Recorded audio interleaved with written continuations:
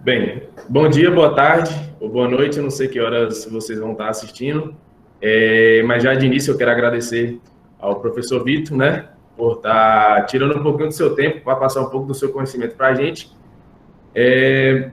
Estamos aqui na segunda jornada acadêmica de práticas esportivas e agora eu dou a palavra para você, professor.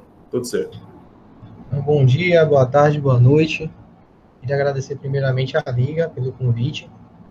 Hoje eu vou falar de um tema que, embora pareça novo, não é tão novo assim, que a osteopatia é uma técnica, um método que já existe há muito tempo, mas que vem se popularizando agora.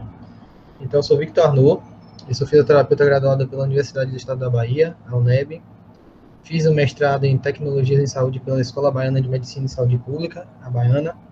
Atualmente eu estou no 4º ano da pós-graduação em osteopatia pela Escola de Madrid, ou Escola de Madrid, e sou professor universitário também, então leciono na Unime, Salvador, leciono na Unirb, e também leciono na pós-graduação de terapia manual com ênfase em biomecânica e postura, que é do NISBA, né, que era o antigo ISBA, a antiga faculdade de ISBA, hoje é um centro universitário.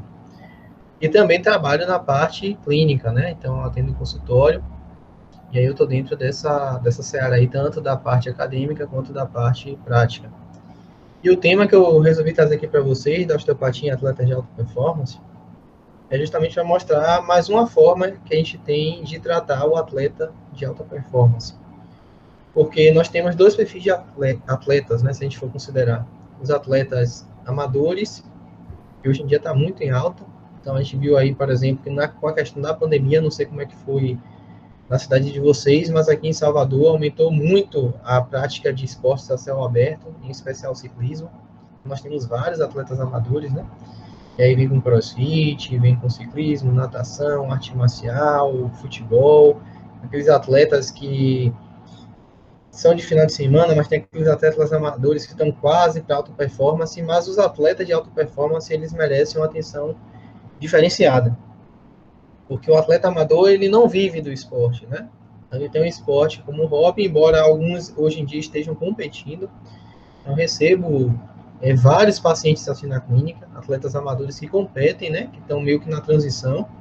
Recebo também atleta de alta performance que já vive daquilo. Mas a gente percebe justamente uma diferença, porque o atleta de alta performance, ele vai viver do esporte. Então, a cobrança que ele tem de recuperação, de ele estar bem, de ele se manter funcional, é diferente de um atleta amador, tá certo? Então, a gente tem que enxergar esse atleta de alta performance de uma forma diferenciada. E aí, a gente tem que trazer uma bagagem de recursos para poder melhorar a performance desse atleta. E a gente sabe que na parte de esporte, a gente não trabalha apenas com o processo de reabilitação. Então, a gente também trabalha com o processo de promoção e prevenção em saúde. E aí, quando eu falo da osteopatia, a gente associa muito a desportiva como se fosse uma ortopedia mais avançada, né? Um ortotrauma, né? Normalmente as disfunções são do sistema locomotor, sistema musculoesquelético, mas na verdade a gente vai observar que o atleta como um todo, ele não pode fazer essa divisão por segmentos, né? Então não tem como a gente enxergar um atleta de alta performance e enxergar apenas que o sistema principal dele é o sistema musculoesquelético. Então ele precisa estar bem, tanto na parte cardiovascular, a parte digestória, a parte urinária, o sistema nervoso tem que estar funcionando bem, para que o sistema locomotor, o aparelho locomotor, consiga funcionar bem. E dessa forma, quando o atleta ele está bem como um todo, ele vai poder desempenhar bem a sua função. E a osteopatia, eu acho que casa muito bem nesse processo, porque vocês vão ver que ao longo da aula, que a osteopatia ela é uma intervenção mais holística. Quando eu falo holística, é no sentido de enxergar o corpo como um todo, enxergar que os sistemas, embora separados didaticamente, eles na verdade são uma coisa só. Então eles estão em processo de interação. Eu gosto muito de fazer a conversa muito em cima do diálogo. Então, assim, algum de vocês já ouviu escutar falar da osteopatia? O pessoal da Liga que está assistindo aqui ao vivo? Poderia me falar? Já escutou alguma coisinha? Já sim, prof. A gente sempre, na verdade, a gente sempre está tá ouvindo falar, né? E principalmente em atletas. A gente sempre está acompanhando. E aí muita gente às vezes pode pensar que a osteopatia é isso aqui, ó. A osteopatia só vai tratar osso, né? Porque, na verdade, quando a gente bota ali o osteo no meio, fica parecendo que é osso. Então, a pessoa olha e pensa que é osso. Vários pacientes perguntam, né? Poxa, osteopatia é o quê? Trabalha com osso? Não, não necessariamente é isso. Então, na verdade, a osteopatia, aqui, eu estou trazendo uma definição que é lá da escola, que é um sistema de tratamento que ajuda a aliviar, corrigir disfunções e recuperar lesões e alterações orgânicas de um modo geral. Então, por essa primeira frase, a gente já consegue enxergar que a osteopatia ela é ampla. E eu botei justamente essa imagem do lado, que é para poder a gente ver que o osteopata, que é um fisioterapeuta aqui no Brasil, né? Então, o fisioterapeuta se forma e faz a osteopatia, aí vai fazer a pós-graduação. Em alguns outros países, como, por exemplo, a Grã-Bretanha, já é uma profissão, mas em muitos países é uma especialidade do fisioterapeuta, né? E você vai ver que é uma abordagem metodológica própria que foi desenvolvida nos Estados Unidos em 1874, pelo Taylor Steele, que é o pai da osteopatia, foi quem criou. Então, é algo que vem de muito tempo. Muito tempo. Então, não é novo, né? Coisa de agora. E ele pegou, na verdade, várias áreas das ciências médicas. Então, quando eu falo ciências médicas, eu não estou me referindo somente à medicina, estou me referindo à área de saúde como um todo. E ele se inspirou em cima da anatomia, fisiologia e patologia do corpo humano para poder ter essa compreensão. E por incrível que pareça, gente, hoje em dia, se a gente for pegar as publicações, os estudos de mecanismo, que são pesquisas científicas que buscam entender como é que funciona o mecanismo fisiológico do corpo, a gente começa a ver que a osteopatia tem uma razão muito grande na sua linha de raciocínio. Então, a gente vê como um sistema vai influenciando no outro. Então, como o atleta ele possui um corpo biológico, ele não vai estar longe dessas regras, ele vai participar dessas regras. Então, por isso que a gente vai enxergar o atleta como um todo. E aí, na osteopatia, nós temos 4 leis básicas, que são leis que regem a osteopatia, e compreender essas 4 leis é o primeiro passo para a gente enxergar como é que uma osteopatia vai funcionar e, consequentemente, como é que ela vai poder trabalhar em cima do esporte. Então, a primeira lei é o seguinte: estrutura governa a função. Isso quer dizer que para a estrutura funcionar bem, ela precisa estar intacta. Ou, pelo menos, se ela sofrer algum tipo de disfunção, de alteração na sua morfologia, na sua anatomia, que não seja o suficiente para prejudicar o funcionamento dela. Então, o que eu quero dizer com isso? Um cérebro intacto, ele funciona bem, ele processa bem a memória, processa bem a parte motora, a parte sensorial. Mas quando você tem uma lesão cerebral, como, por exemplo, um trauma crânioencefálico, você tem uma lesão do cérebro, ou um AVC isquêmico, por exemplo, você tem a destruição de neurônios, o cérebro perde função, o indivíduo vai ter um comprometimento físico. Então, por exemplo, um indivíduo que infartou o coração e que só tem 2% do coração funcionando, ele não vai ter como recuperar aquilo que ele já perdeu. Então, o primeiro ponto que eu vou ter aí, que é o seguinte: se eu tiver um atleta que ele perdeu um LCA, eu não vou conseguir recuperar a função do LCA. Eu vou conseguir fazer uma reabilitação para ele, para que ele possa desenvolver funções cognitivas, ou cognitivas não, corporais, para que o processo de percepção e equilíbrio possam retomar, eu possa reorganizar isso para ele voltar a ter uma adaptação do corpo dele para exercer a função. Então, esse é o primeiro ponto. Quando a gente pensa na parte do esporte, aquelas lesões que danificam permanentemente um determinado tecido, independente de qual tecido biológico seja, eu não vou preocupar em reintegrar aquele tecido, eu não vou ter, às vezes, como recuperar aquele tecido, mas eu vou ter como devolver a função. A segunda lei é uma lei extremamente importante, que é a unidade do corpo. Então, ele fala que o corpo é uma unidade integrada. Então, o sistema cardiorrespiratório está relacionado com o sistema digestório, que está relacionado com o sistema urinário, que está relacionado com o sistema musculoesquelético, que está conectado com o sistema nervoso. Então, preciso ter uma linha de raciocínio, e aí eu levando de novo para a área do esporte, e quando eu recebo o atleta, eu preciso enxergar aquele atleta como um todo e ver se existem alterações nos vários sistemas daquele atleta que podem estar impactando na função dele. Então, eu posso receber, por exemplo, um atleta que teve, vamos dizer, por exemplo, uma ruptura do tendão do calcâneo, a chamada síndrome da pedrada. Então, ele por overuse, né? Ou seja, excesso de atividade, ele teve uma ruptura do tendão do calcâneo. Fez a cirurgia para poder reconstruir o tendão. E a gente percebe que aquele atleta, ele rompeu uma segunda vez. Beleza. Faz a cirurgia de novo, vai tratar. A gente percebe que o processo de recuperação daquele atleta não está bom, não está fluindo. E você pensa, poxa, segui o passo a passo. Gerei o estresse no tendão como tinha que ser feito, no momento tinha que ser feito. Fiz o fortalecimento de forma progressiva, de forma correta, trabalhei a analgesia, estimulei a cicatrização. Eu fiz tudo que as evidências mandavam eu fazer, que os protocolos, né, que as diretrizes me mandavam, esse paciente não recupera. E aí você vai fazer uma anamnese nele e descobre que ele tem alterações do sono, ele tem alterações nutricionais, ele tem queixas de má digestão, alterações digestórias, pede o exame de sangue, vem alterações em vários nutrientes, por exemplo, alterações enzimáticas. Então a gente começa a ver que talvez, será que a recuperação desse atleta não está acontecendo bem? Porque a parte metabólica dele não está funcionando bem. Eu estou enxergando apenas a parte musculoesquelética e estou esquecendo que para um tecido funcionar bem, eu preciso ter a nutrição correta do meu corpo, eu preciso ter meu metabolismo íntegro, eu preciso ter minhas enzimas e hormônios em níveis adequados para que o processo de autocura, que é a terceira lei da osteopatia, funcione. Que a autocura é o seguinte, o corpo tem a capacidade de se autocurar para a gente ficar vivo. Então, quando a gente tem um corte, você vê que aquele corte ele fecha com o tempo. Mas para que isso aconteça, o sistema corporal tem que funcionar bem como um todo. Então, às vezes, a gente recebe um atleta que ele não está recuperando, não é por questões biomecânicas. Você foi em um momento por questões biomecânicas que você corrigiu, mas às vezes pode ter algo a mais que está prejudicando a recuperação daquela pessoa. Então, em cima disso que a osteopatia vai enxergando. E a quarta lei é a lei da artéria.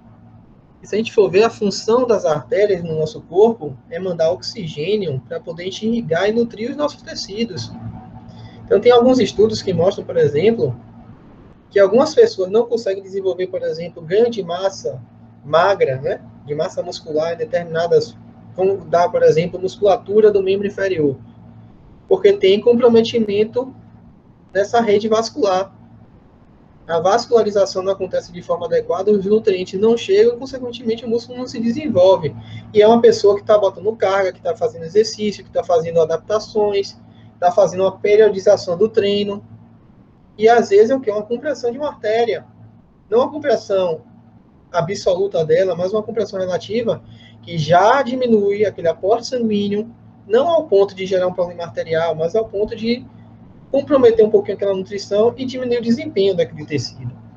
Então, o Still ele sempre observou isso, que a parte vascular a gente precisa estar atento. E se a gente for levar, gente, as questões dos atletas de alta performance, tem vários elementos que podem gerar compressão de artéria. Então, por exemplo, eu recebi uma paciente recentemente de ciclismo, ela não pratica só o ciclismo, é o principal esporte dela, mas ela pratica academia, musculação, dança, já é uma senhora, né? Ela vai fazer 60 anos. Mas ela sempre foi atleta durante a vida toda dela.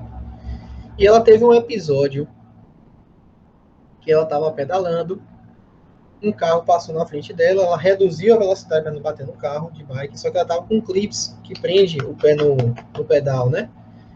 E na hora que ela foi destravar, ela tem que fazer uma rotação interna do quadril, ela passou por um buraco, aí fez um solavanco. Ficou com uma disfunçãozinha do quadril. Depois disso ela começou a sentir dor aonde? Na região da sacroiliaca direita. E aí ela chegou com essa dor da região sacroiliaca direita, uma diminuição de força nos membros superiores. Fez exames de imagem, que os médicos costumam trabalhar dessa forma, né? E não identificou alterações. Só alterações que são esperadas na idade dela, mas que não justificavam a queixa dela. E a gente observei na avaliação que ela tinha uma diminuição de força, não pela força muscular, sim, porque ela tem um volume muscular bom. Ela já tinha feito avaliação nutricional depois do ocorrido, né? E estava lá o percentual de massa magra bem. E aí, quando a gente observa, tem uma diminuição da palpação do pulso da artéria femoral, porque uma rotação do ilíaco, uma rotação que no caso dela foi uma rotação posterior do ilíaco, gerou uma compressão da artéria femoral por conta do ligamento inguinal. Porque essas alterações biomecânicas, essas repercussões, o trajeto da artéria envolve passar por articulações, por ligamentos, por músculos, por ossos, que às vezes as disfunções, espasmos de musculatura, né? Movimentos articulares que modificam o posicionamento do ligamento pode gerar compressão dessas artérias e comprometer. Então a gente precisa ter essa visão bem ampla. Até aqui tudo bem, né, gente? Tô rápido, como é que tá o ritmo? O que vocês acham? Tá perfeito, professor. Excelente. Pronto, ótimo. Grande Então, explicação. a gente tem essa visão aí integrada desse corpo, esses 4 leis, para a gente entender como é que a gente vai atuar na osteopatia. Outro ponto muito importante, gente, é que os atletas de alta performance, eles vão chegar para a gente com uma das principais queixas, a dor. A queixa principal nem sempre é dor, mas na grande maioria das vezes é a dor. Então, quem aqui já estagia, vai ver que quando os pacientes chegam para a gente pergunta o que fez ele vir para a fisioterapia, a grande maioria vai responder que é dor. Mas claro que isso não é a única queixa, não tem alguns que vão chegar falando de eu estou com bloqueio, eu estou com encurtamento, eu quero melhorar a performance, mas a grande maioria vai vir com a dor ou com pelo menos uma outra queixa, mas a dor vai estar lá presente. E atletas de alta performance, gente, a dor caminha lado a lado com eles. A diferença é que vão ter dores que o atleta ele acaba traçando uma estratégia e acaba aprendendo a conviver com a dor. Que se a gente for pensar em dor crônica é algo muito complexo. Eu não vou aprofundar muito aqui, porque daria uma aula para falar normalmente de dor crônica.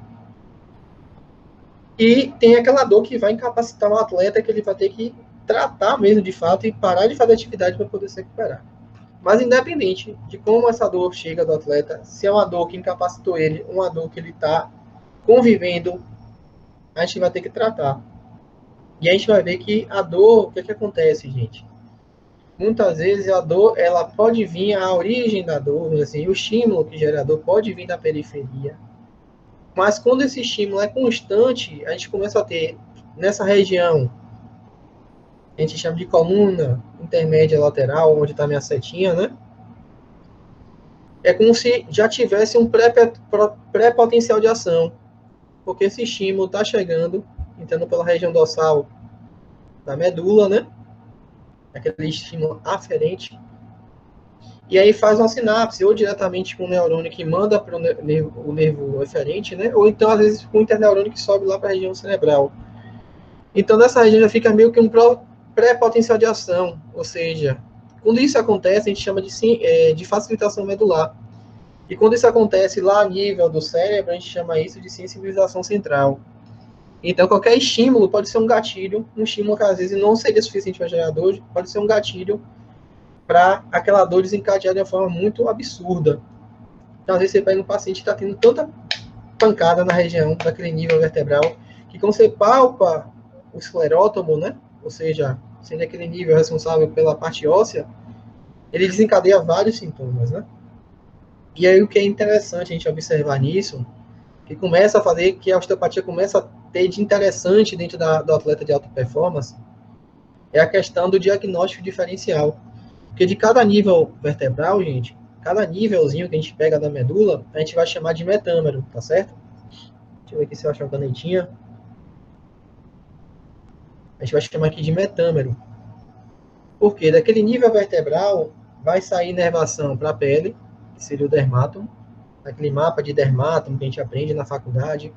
É muito bom a gente ter ele. Não precisa memorizar todo ele. Com o tempo, com a prática, a gente vai memorizando de forma espontânea. Mas ter ele salvo no celular, a imagenzinha para tirar dúvida, né? Então, por exemplo, se a gente pegar C5, né? Tem essa região aqui, mais ou menos C5, a gente sabe que essa região do ombro, a parte da pele, tem a ver com o nível lá da cervical, lá de C5. Então, às vezes, o indivíduo que está com essa facilitação medular, você aperta aqui a nível de C5, ou dá muito C5, ou desencadeia um sintoma lá na região do ombro. Tem uma inervação que vai para o músculo, que é o miótomo, uma inervação que vai para o esclerótomo, que é a articulação, aí seria osso, ligamento, tá certo? O viscerótomo, que é o que vai para a víscera, e o angiótomo, que é o que vai para o vaso. Então, daquele nível vertebral, a gente manda informação para isso tudo. Então, considerando um atleta que ele está tendo com frequência entorse de tornozelo, ou seja, atrito na cápsula articular e no ligamento. A via de agressão está entrando por aqui, ó, gente, esclerótomo. Mas esse cara já teve tanta entorse de tornozelo, ele não trata, né? Ou não trata da forma adequada, que a informação de dor vai toda hora chegando aqui, ó, para a região central, lá da medula. E vão formando-se os pré-potenciais de ação. Então chega um momento que a informação de dor chega tão constante, de forma tão massacrante, que daqui começa a mandar informação para o músculo, começa a mandar informação para a pele, começa a mandar informação para o vaso, começa a mandar informação para a víscera. Então a via de acesso pode ser qualquer um. Então a gente pode ver, por exemplo, vou levar aqui um exemplo interessante para a gente poder trabalhar. Um atleta de vôlei, ele tem vários episódios de luxações no ombro, ou subluxações.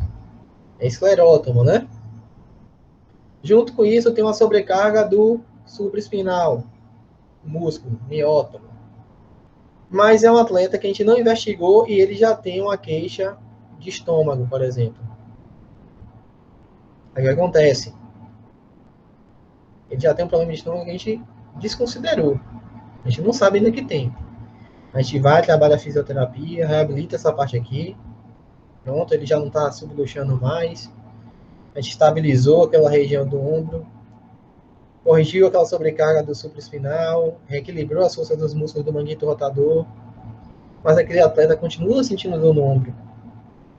E aí, quando eu vou fazer o exame de sangue, eu descubro que tem alterações enzimáticas, alterações gástricas nesse paciente. E aí, quando eu vou fazer o teste, eu vejo que é um paciente que sofre de refluxo, já teve histórico de H. pylori, problemas do estômago de forma geral.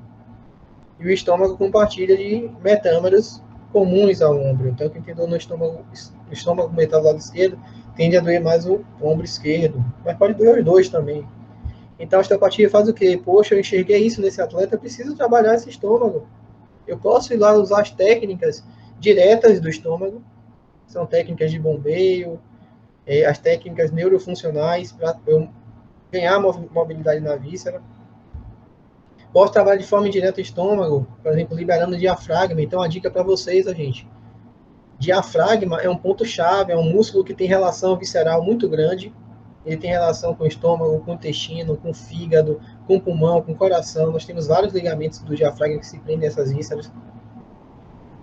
E ele tem inervação do nervo vago, que é o principal nervo do sistema nervoso autônomo parasimpático, e tem inervação também do nervo frênico, que é a nível de C3, C4 e C5. E como ele é inervado pelo frênico, CT, C4 e C5 tem inervação para os membros superiores.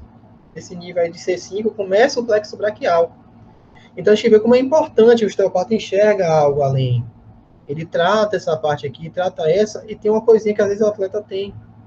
E a gente tem que considerar que o atleta, eles vão ter alterações viscerais, ou porque já nasceram com alteração, ou porque desenvolveram ao longo da vida, ou porque foi uma adaptação, né?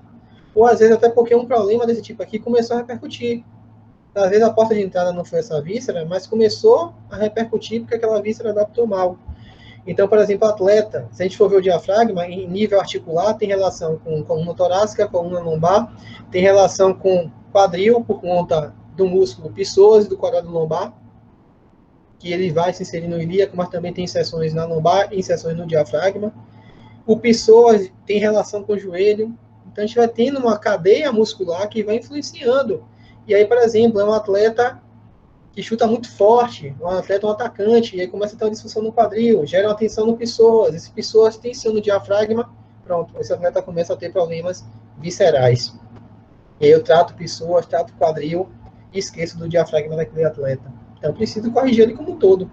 Será que um atleta desse exemplo que eu utilizei, que comprometeu a parte do estômago, do intestino, será que ele vai ter uma boa digestão?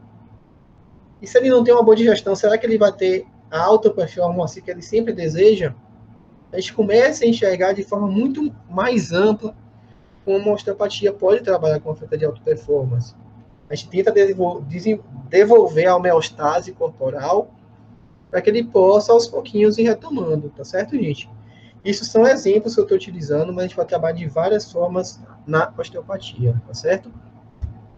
Então, muitas vezes a osteopatia vai enxergar que uma lesão local, ela tem origem local. Então, a entorse de tornozelo, eu vou ter que trabalhar a região do tornozelo, obviamente. Mas, às vezes, aquela lesão local, por via neurológica, pode atingir uma outra região, e eu preciso ter essa visão mais ampla, de que eu não fico apenas focado naquela região. Isso a gente percebe bem quando aquela região tem algo a mais, primeiro pela anamnese e exame físico, que a gente vai identificar alterações que às vezes justificam enxergar além. E muitas vezes a gente está tratando naquela região local, e a gente sabe que a gente usou técnicas corretas. Ah, como é que eu vou saber se eu usei técnica correta, professor? Pesquisa, busca de artigo científico. Os artigos vão dizer quais técnicas têm evidência e quais não têm, né? Eu percebo que não melhorou aquela dor naquela região, aí eu posso pensar que existe algo além, certo?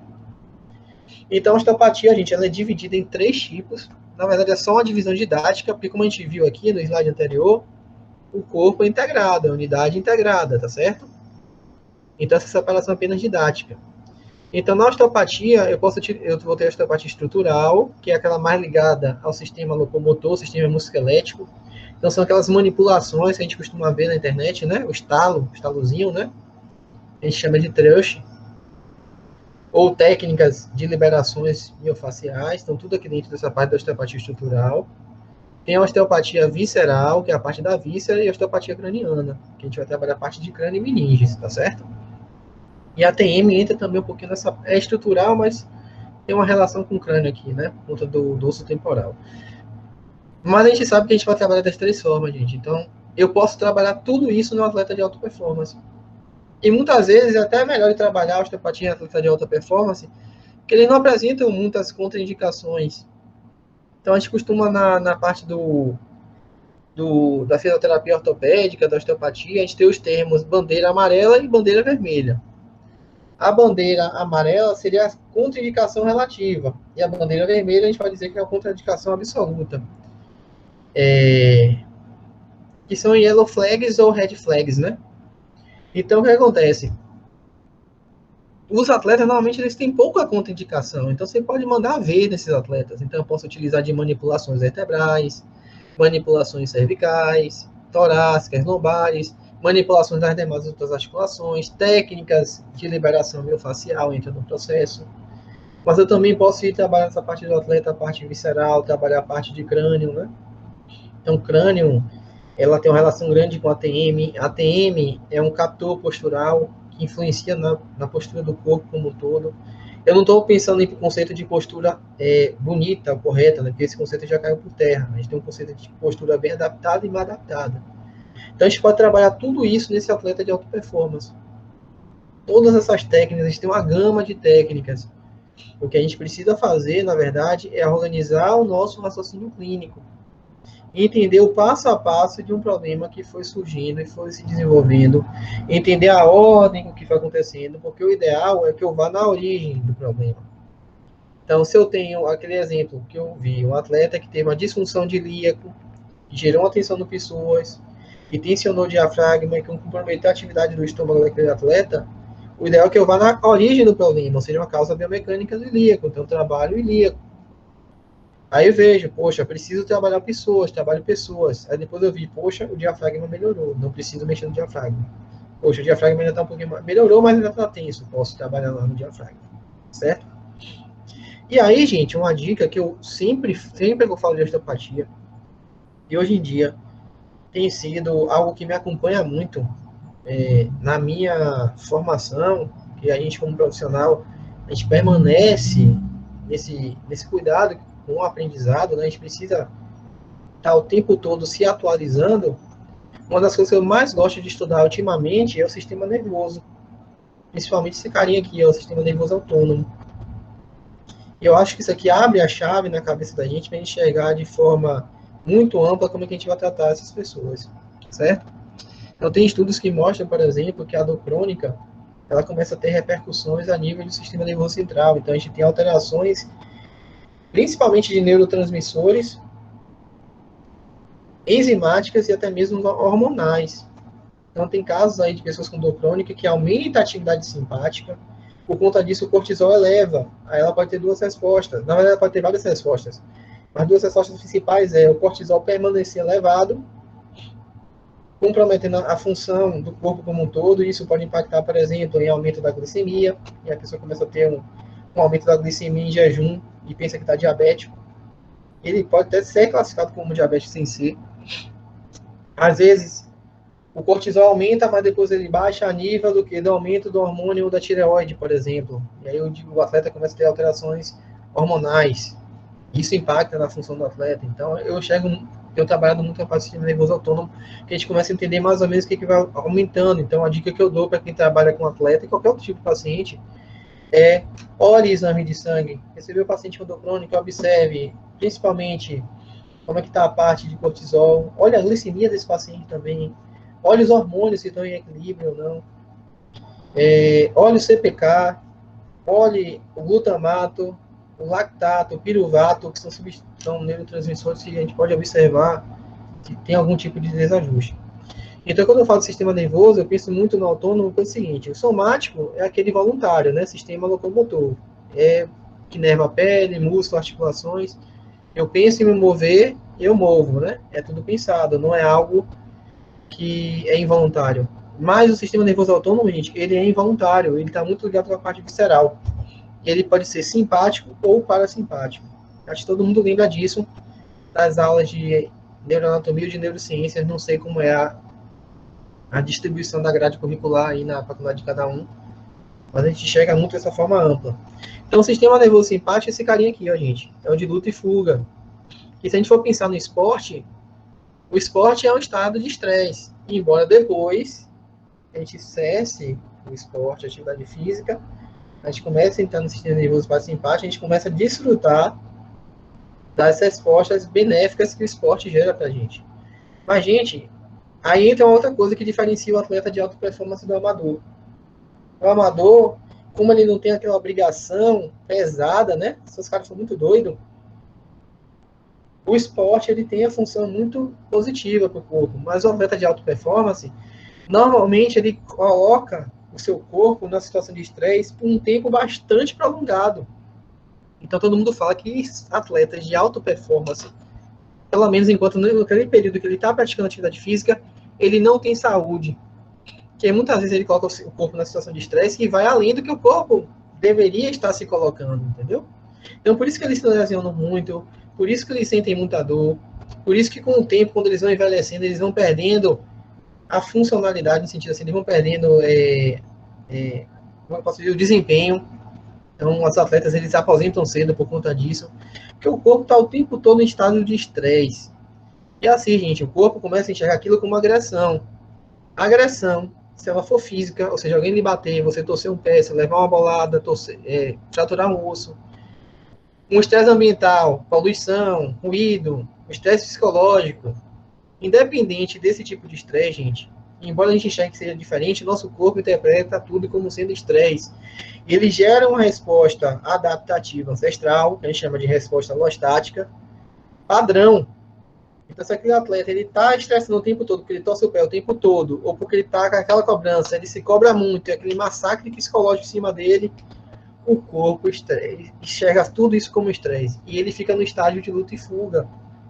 Aqui o principal hormônio, a gente vai ter o cortisol, mas pode ter adrenalina também no meio, tá certo, gente? Então, esse corpo fica em estágio muito de estresse, ou seja, então ele entra no processo de adaptação, ou seja, a frequência cardíaca sobe, a frequência respiratória sobe, pressão arterial sobe, cortisol aumenta, a liberação mais de dióxido nítrico, vasodilatação, tudo preparando o corpo para uma luta. Só que muitas vezes aquela resposta de luta e fuga é desproporcional ao preparo que o corpo teve. Então, será que um atleta que está estressado porque ele está sendo cobrado, o time dele está quase para cair, eu sou Bahia, mas eu sei que o Bahia não está bem das pernas. Mas imagina aí os jogadores do Bahia como estão sendo cobrados, o estresse que eles estão tendo. Será que ele tem como lutar e fugir de uma zona de rebaixamento? Só na hora do jogo, mas depois, agora que eles estão lá, não estão jogando. Será que eles têm como fugir desse... Não tem como. Nesse momento não, mas eles estão em estresse. Então o corpo acaba tendo estresse, mas não consegue lutar nem fugir. No passado, os nossos antepassados, eles lutavam e fugiam mesmo. Eles só tinham isso. Luta e fuga era o seguinte: quando alguma tribo ameaçava ele de morte, ou quando algum animal atacava. Aí ele respondia lutando ou fugindo. Ele não ficava como a gente, né? Desenvolvendo essa sociedade. E o sistema nervoso parasimpático, gente, é o de repouso. É quando a gente está de boa, tranquilo e favorável, e é feito para a gente estimular nossa digestão e nosso repouso. Aqui é o principal que a gente vai ter regendo ele é a acetilcolina. Então, normalmente no dia a dia da gente, a gente vai ter um equilíbrio entre esses dois sistemas. Às vezes um fica um pouquinho mais alto que o outro, mas de uma forma geral é muito próximo, podendo um ficar um pouquinho de nada mais elevado. Quando a gente vai dormir, o parasimpático tende a funcionar mais e o simpático baixar. E quando a gente está no estresse, o simpático aumenta, o parasimpático tende a baixar. Só que a gente observa, gente, na rotina que a gente vive hoje em dia, o sistema nervoso simpático é o que está mais ativado e o parasimpático fica lá, ó, quietinho no canto dele. Então, o simpático fica muito mais ativo do que deveria estar. E no esporte, o esporte de alta performance acaba sendo um agravador desse aumento da atividade simpática. Tá certo?